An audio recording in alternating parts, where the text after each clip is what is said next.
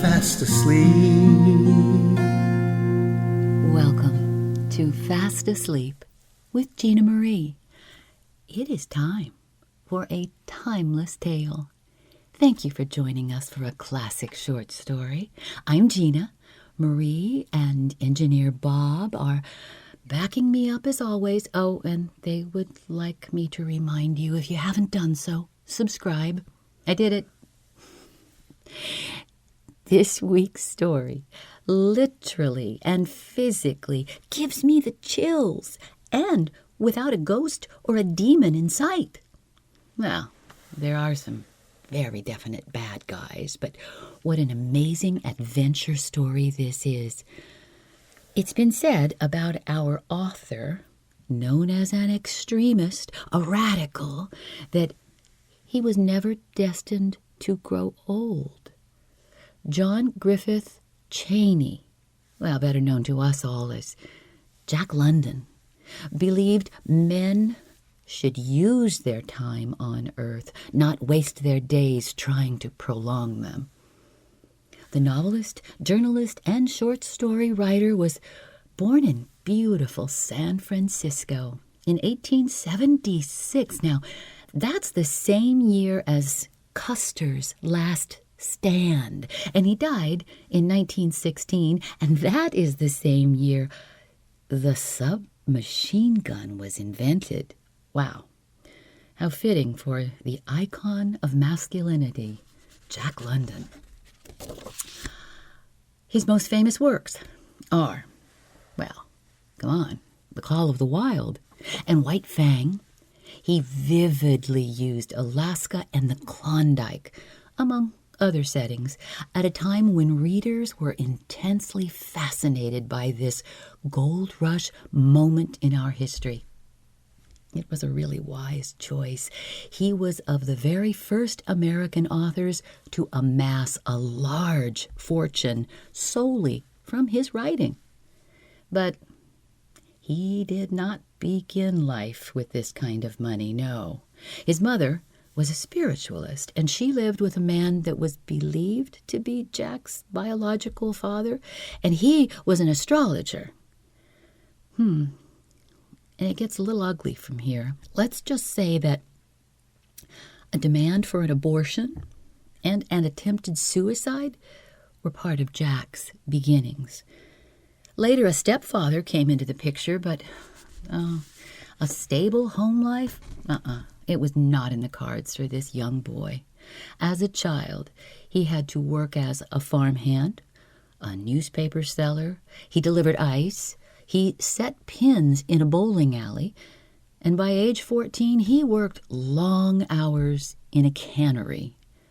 Despite all the distractions of supporting his family, Jack London discovered books in Oakland's free library. And he voraciously read Herman Melville, Robert Louis Stevenson, and Washington Irving, among many other classic authors.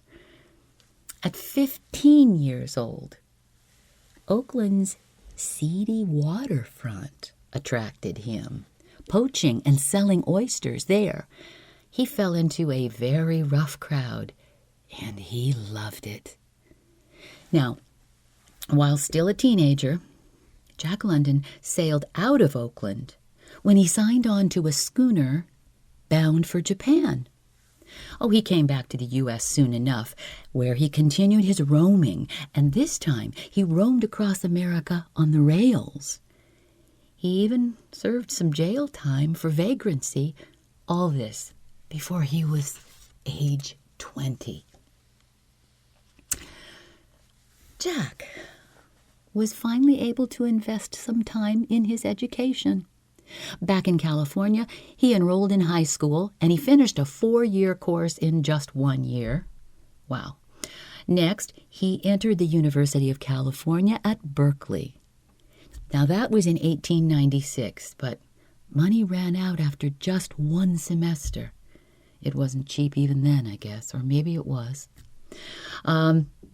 There was a quick attempt at writing, and then he got an opportunity to join his sister's husband, Captain Shepherd, as he sailed for the Klondike Gold Rush in 1897. Jack spent 11 months there just loving the life of a prospector, and these frozen wilds set his creativity on fire. He writes this: "It was in the Klondike that I found myself. There, nobody talks. Everybody thinks. There, you get your perspective. I got mine." That creative fire produced his first gritty, vigorous short stories of the Klondike, and major magazines snapped them all up. If you have not heard yet his To Build a Fire, with his intense, realistic description of how it feels to freeze to death, you've got to go back to Fast Asleep's episode number 101. I know, it is way back there. Please be kind. Suddenly, his writing brought him securely into middle-class life. In 1900, he married his former math tutor, and together they had 2 daughters. And guess what? It was not a marriage that was based on love at all. No, they admitted that 2 of them were just friends, and they believed they would genetically be a good match. Uh-oh, here we go. His views on race were based on the, quote, scientific, unquote, theories of that time that incorrectly identified Anglo-Saxons as the superior race. Yet, in direct contradiction to that, London wrote anti-racist stories with very gifted non-white characters, so who knows how he really felt. In 1903, Call of the Wild was published. Jack was just 27 years old, and he got a bump up from that middle-class category. Yeah, he achieved instant literary fame with that publication and wide popularity. 1904 brought a divorce from that friend for Jack London, and he chose to again travel to Japan, this time as a war correspondent for the San Francisco Examiner. In 1905, London finally found love and got married again to Charmian Kittredge, who was said to be of uninhibited sexuality and to be his perfect match. In 1906, Kittredge wasn't the only thing shaking up Jack London's world. He wrote an eyewitness account of San Francisco's catastrophic 7.9, imagine that, magnitude earthquake. There was only one other true love in Jack's life besides Charmian, and that was his ranch. 1,000 unspoiled acres in Sonoma County, California. It's where his ashes and those of his second wife are buried today. Alcohol. Yeah, alcohol was said to have been the cause of his early death. But listen to this. Scurvy, unspecified tropical infections, dysentery, and the use of morphine and opium, which were available over the counter at that time, all contributed to that death. He died on his ranch, as we said, in 1916, at the age of 40. His wife died nearly 40 years later. Jack London was truly a man who knew how to use his time on Earth. Let's do the same thing. Published in 1911. Tuck in, everybody, for Jack London's The King of Mazy May, a story of the Klondike.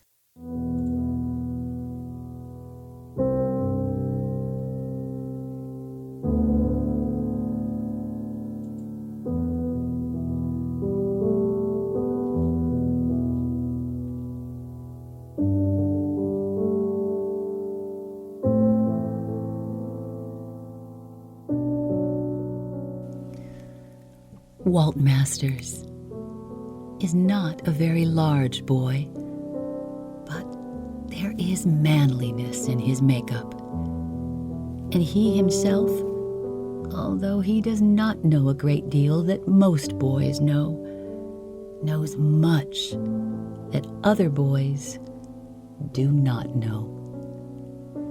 He has never seen a train of cars or an elevator in his life. And for that matter, he has never once looked upon a cornfield, a plow, a cow, or even a chicken. He has never had a pair of shoes on his feet, or gone to a picnic or a party, or talked to a girl. But he has seen the sun at midnight, watched the ice jams on one of the mightiest of rivers, and played beneath the northern lights, the one white child in thousands of square miles of frozen wilderness. Walt has walked all the 14 years of his life in sun-tanned moose-hide moccasins. And he can go to the Indian camps and talk big with the men, and trade calico and beads with them for their precious furs.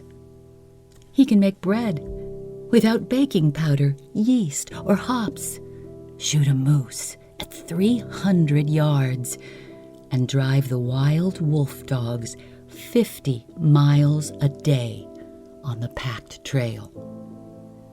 Last of all, he has a good heart and is not afraid of the darkness and loneliness, of man or beast or thing. His father is a good man, strong and brave, and Walt is growing up like him. Walt was born 1,000 miles or so down the Yukon, in a trading post below the ramparts.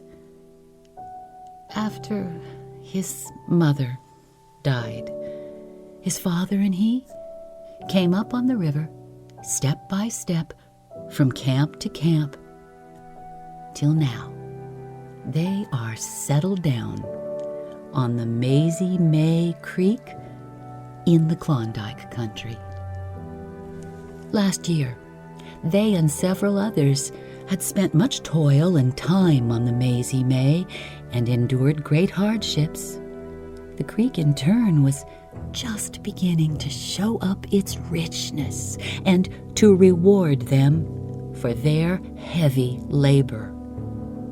But with the news of their discoveries, strange men began to come and go through the short days and long nights, and many unjust things they did to the men who had worked so long upon the creek. Cy Hartman had gone away on a moose hunt to return and find new stakes driven and his claim jumped. George Lukens and his brother had lost their claims in a like manner, having delayed too long on the way to Dawson to record them. In short, it was an old story, and quite a number of the earnest, industrious prospectors had suffered similar losses. But Walt Masters' father had recorded his claim at the start. So, Walt had nothing to fear. Now that his father had gone on a short trip up the White River prospecting for quartz. Walt was well able to stay by himself in the cabin, cook his 3 meals a day, and look after things.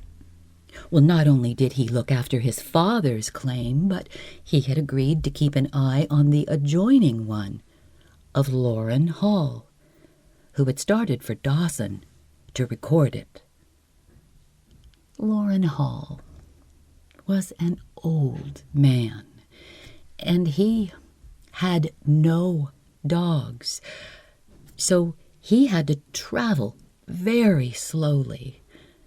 After he had been gone some time, word came up the river that he had broken through the ice at Rosebud Creek and frozen his feet so badly that he would not be able to travel for a couple of weeks.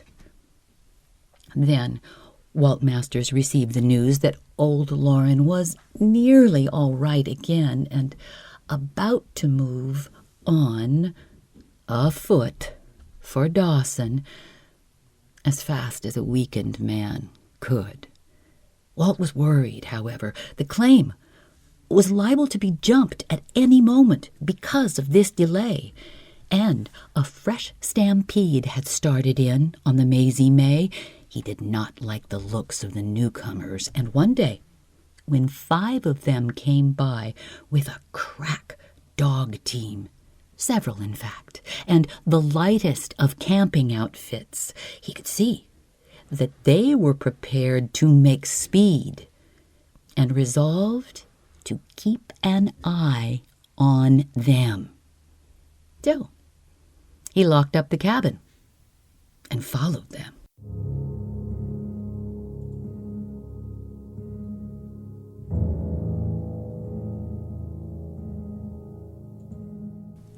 Being at the same time careful to remain hidden.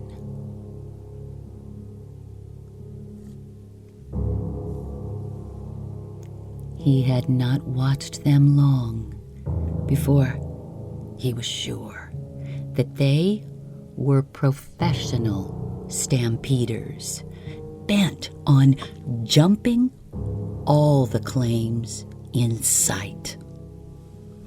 Walt crept along the snow at the rim of the creek and saw them change many stakes, destroy old ones, and set up new ones.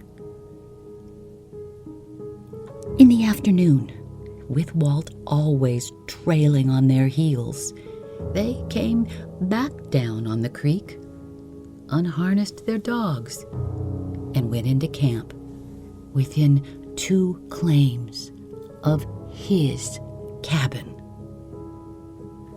Now, when he saw them make preparations to cook, he hurried home to get something to eat himself and then hurried back. He crept so close that he could hear them talking quite plainly, and pushing the underbrush aside, he could catch occasional glimpses of them. They had finished eating and were smoking around the fire. "The creek is all right, boys," a large black-bearded man, evidently the leader, said. "And I think the best thing we can do is to pull out tonight. The dogs can follow the trail, and besides, it's going to be moonlight. What say you?" "It's gonna be beastly cold," objected one of the party. "It's 40 below zero right now." "And sure, can't you keep warm by jumping on the sleds and running after the dogs?" cried an Irishman. "And who wouldn't? The creek, as rich as a United States mint. Faith, it's an elegant chance to be getting a run for your money. And if you don't run, it's maybe you'll not get the money at all." "That's it," said the leader. "If we can get to Dawson and record, we're rich men. And there's no telling who's been sneaking along in our tracks, watching us, and perhaps now off to give the alarm. The thing for us to do is to rest the dogs a bit and then hit the trail as hard as we can. What do you say?" Evidently the men had agreed with their leader, for Walt Masters could hear nothing but the rattle of the tin dishes which were being washed. Peering out cautiously, he could see the leader studying a piece of paper. Walt knew what it was at a glance, a list of all the unrecorded claims on Mazy May. Any man could get these lists by applying to the gold commissioner at Dawson. 32, the leader said, lifting his face to the men. 32 isn't recorded, and this is 33. Oh, come on. Let's take a look at it. I saw somebody working on it when we came up this morning. 3 of the men went with him, leaving 1 to remain in camp, and Walt crept carefully after them till they came to Loren Hall's shaft. One of the men went down and built a fire on the bottom to thaw out the frozen gravel, while the others built another fire on the dump and melted water in a couple of gold pans. Now this they poured into a piece of canvas stretched between 2 logs, used by Loren Hall in which to wash his gold. In a short time, a couple of buckets of dirt were sent up by the man in the shaft, and Walt could see the others grouped anxiously about their leader as he proceeded to wash it. When this was finished, they stared at the broad streak of black sand and yellow gold grains on the bottom of the pan, and one of them called excitedly for the man who had remained in camp to come. Loren Hall had struck it rich, and his claim was not yet recorded. It was plain that they were going to jump it.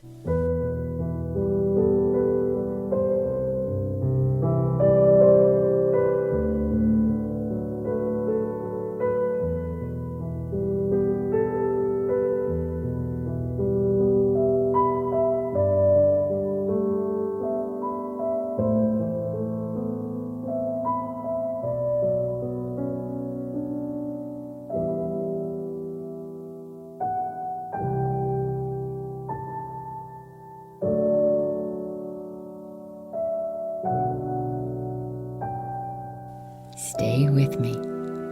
I'll be right back.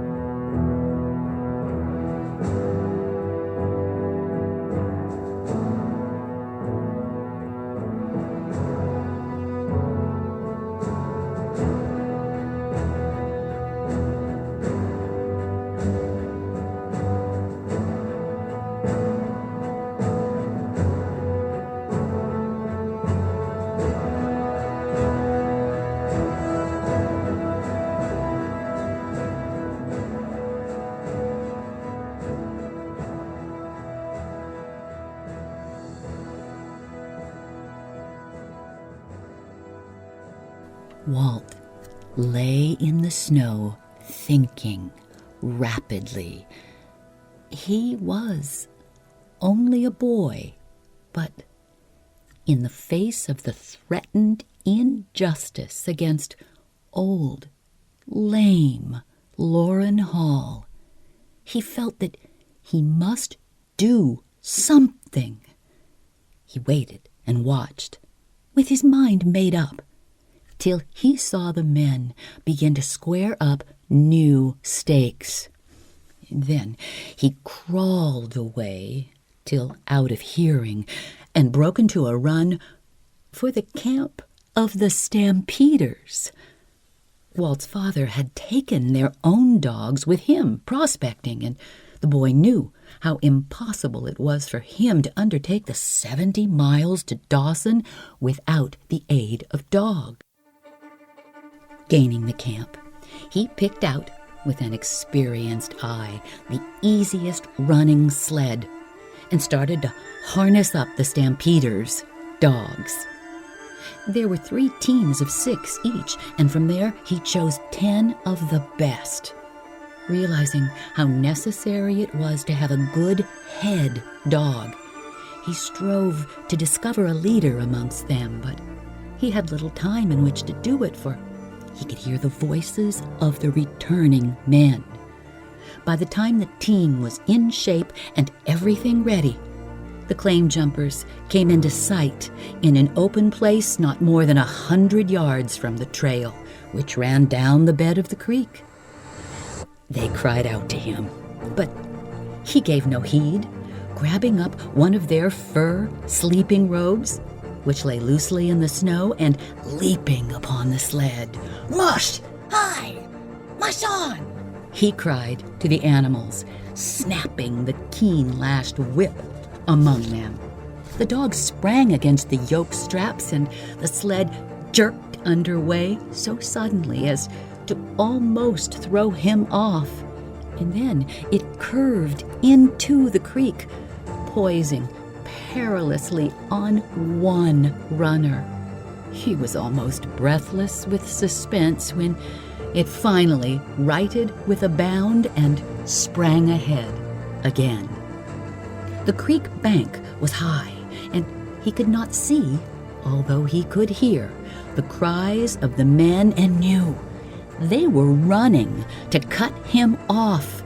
He did not dare to think what would happen if they caught him. He only clung to the sled, his heart beating wildly, and watched the snow rim of the bank above him. Suddenly, over this snow rim came the flying body of the Irishman, who had leaped straight for the sled in a desperate attempt to capture it. But he was an instant too late. Striking on the very rear of it, he was thrown from his feet backward into the snow. Yet, with the quickness of a cat, he had clutched the end of the sled with one hand, turned over, and was dragging behind on his breast, swearing at the boy and threatening all kinds of terrible things if he did not stop the dogs. But Walt cracked him sharply across the knuckles with the butt of the dog whip till he let go.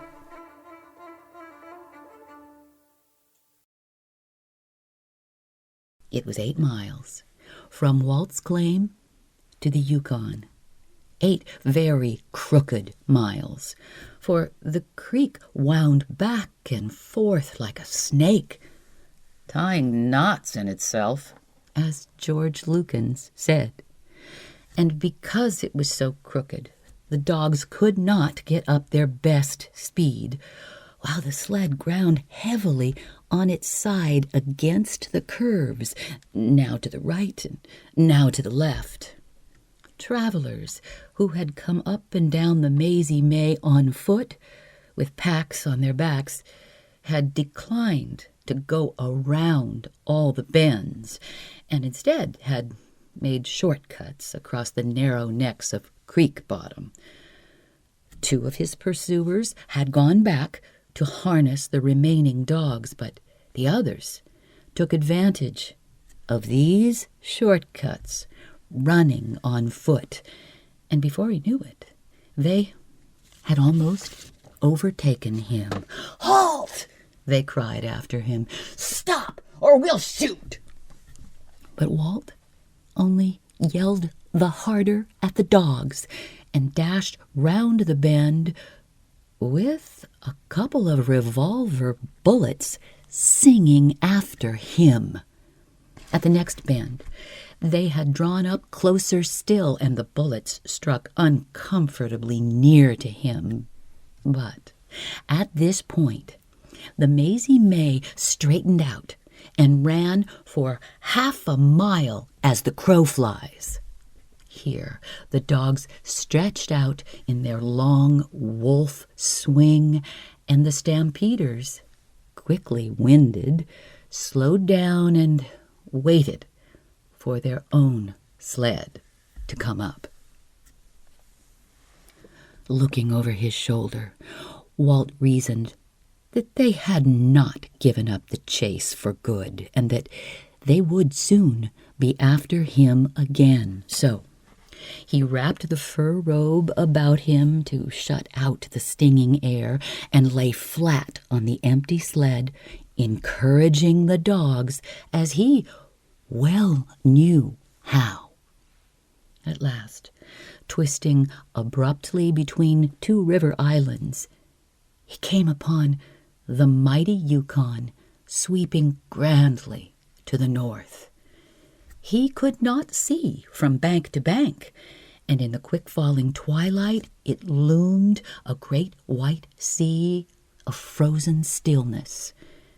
There was not a sound, save the breathing of the dogs and the churn of the steel-shod sled. No snow had fallen for several weeks, and the traffic had packed the main river trail till it was hard and glassy as glare ice.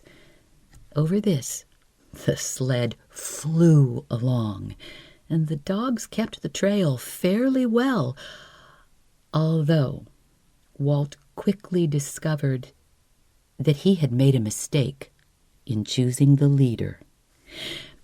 As they were driven in single file without reins, he had to guide them by his voice, and it was evident that the head dog had never learned the meaning of G and haw, right and left. He hugged the inside of the curves too closely, often forcing his comrades behind him into the soft snow, while several times he thus capsized the sled. There was no wind, but the speed at which he traveled created a bitter blast, and with the thermometer down to 40 below, this bit through fur and flesh to the very bones.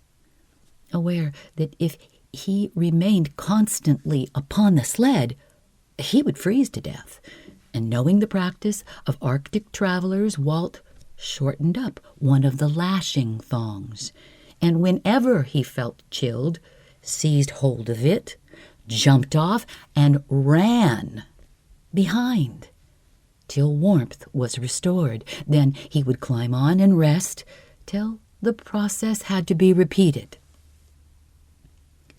Looking back, he could see the sled of his pursuers, drawn by 8 dogs, rising and falling over the ice hummocks like a boat in a seaway. The Irishman and the black-bearded leader were with it, taking turns in running and riding.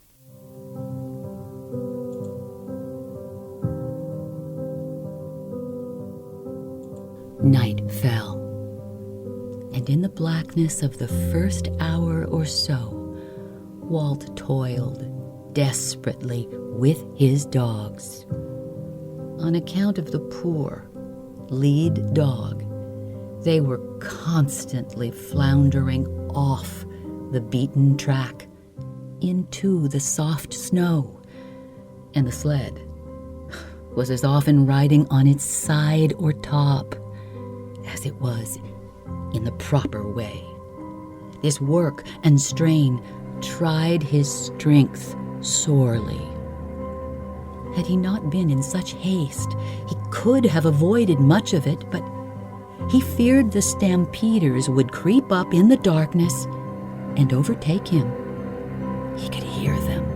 occasionally yelling to their dogs, and knew from the sounds that they were coming up very slowly. When the moon rose, he was off 60 Mile, and Dawson was only 50 miles away. He was almost exhausted and breathed a sigh of relief as he climbed on the sled again. Looking back, he saw his enemies. They had crawled up within 400 yards. At this space, they remained a black speck of motion on the white river beast. Strive as they would, they could not shorten this distance, and strive as he would, he could not increase it. He had now discovered the proper lead dog, and he knew he could easily run away from them if he could only change the bad leader for the good one, but this was impossible, for a moment's delay at the speed they were running would bring the men behind upon him.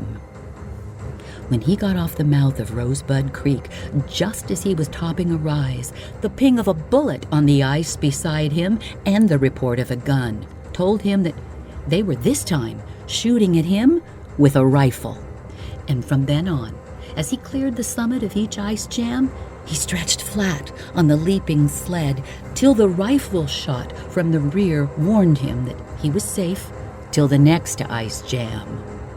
Now, it is very hard to lie on a moving sled, jumping and plunging and yawing like a boat before the wind, and to shoot through the deceiving moonlight at an object 400 yards away on another moving sled, performing equally wild antics. So, it is not to be wondered at that the black-bearded leader did not hit him. After several hours of this, during which perhaps a score of bullets had struck about him, their ammunition began to give out and their fire slackened.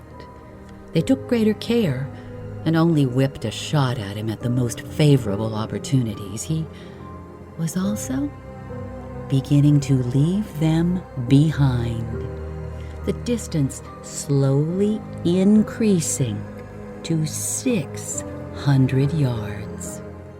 Lifting clear on the crest of a great jam off Indian River, Walt met his first accident. A bullet sang past his ears and struck the bad lead dog. The poor brute plunged in a heap with the rest of the team on top of him. Like a flash, Walt was by the leader.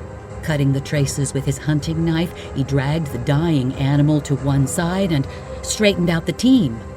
He glanced back. The other sled was coming up like an express train. With half the dogs still over their traces, he cried, "Mush on!" and leaped upon the sled just as the pursuing team dashed abreast of him. The Irishman was just preparing to spring for him. Oh, they were so sure they had him that they did not shoot. And Walt turned fiercely upon them with his whip. He struck at their faces, and men must save their faces with their hands. So there was not shooting just then. Before they could recover from the hot rain of blows, Walt reached out from his sled, catching their wheel dog by the forelegs in mid-spring and throwing him heavily. This brought the whole team into a snarl, capsizing the sled and tangling his enemies up beautifully. Away Walt flew, the runners of his sled fairly screaming as they bounded over the frozen surface. And what had seemed an accident proved to be a blessing in disguise. The proper lead dog was now to the fore, and he stretched low to the trail and whined with joy as he jerked his comrades along. By the time he reached Ainsley's Creek, 17 miles from Dawson, Walt had left his pursuers a tiny speck far behind. At Monte Cristo Island, he could no longer see them. And at Swede Creek, just as daylight was silvering the pines, he ran plumb into the camp of old Lauren Hall.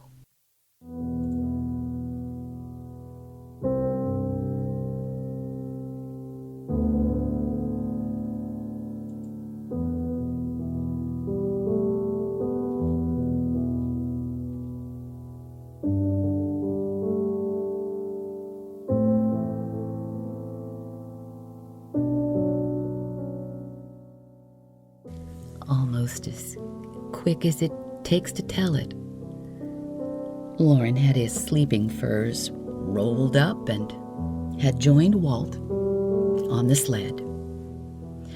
They permitted the dogs to travel more slowly, as there was no sign of the chase in the rear. And just as they pulled up at the Gold Commissioner's office in Dawson, Walt, who had kept his eyes open to the last, fell asleep. And because of what Walt Masters did, on this night, the men of the Yukon have become very proud of him and always speak of him now as the King of Mazy May.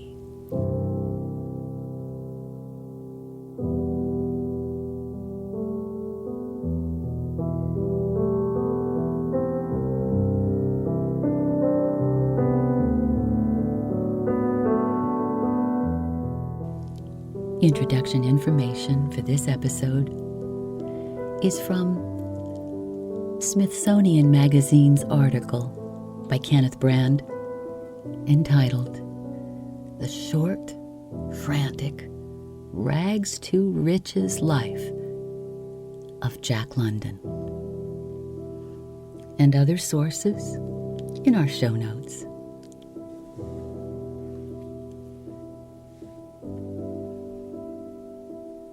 Music for this episode is "An End, Once and for All" from Sam Hulick and Clint Mansell.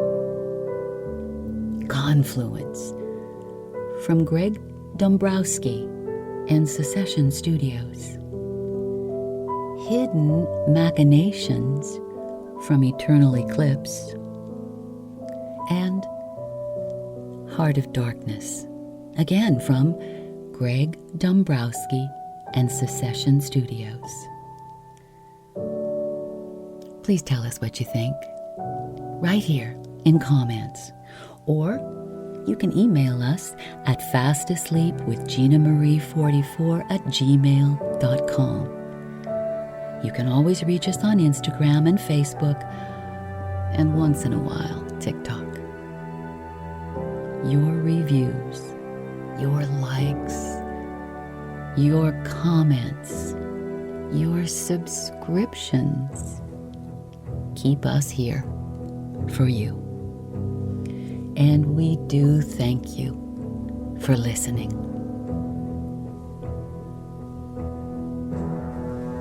Keyword: proud. Next week, Daphne du Maurier.